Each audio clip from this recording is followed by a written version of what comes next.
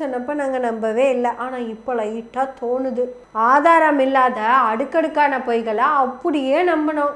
ஆனால் ஆதாரத்தோட நீதிமன்றத்திலிருந்து வர விஷயத்த இந்த மனசு ஏற்றுக்க இடம் கொடுக்க மாட்டேங்குதே.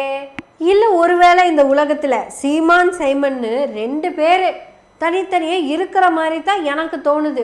ஏன்னா இந்த செந்தமிழன் சீமான் பேசுகிறப்ப உள்ளபடியே நான் ஒரு பெரிய தம்பியாக உணர்றேன்.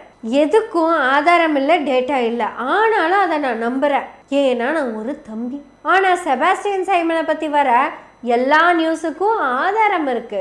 ஒரு படி மேலே போய் இவனே டிஸ்பிளே ஆகி சில விஷயங்கள்லாம் பேசியிருக்கான். மாமா காரு கெட்டவளேது கேடு கெட்டவளு அப்படின்னு எல்லாம் சொல்லியிருக்கான்.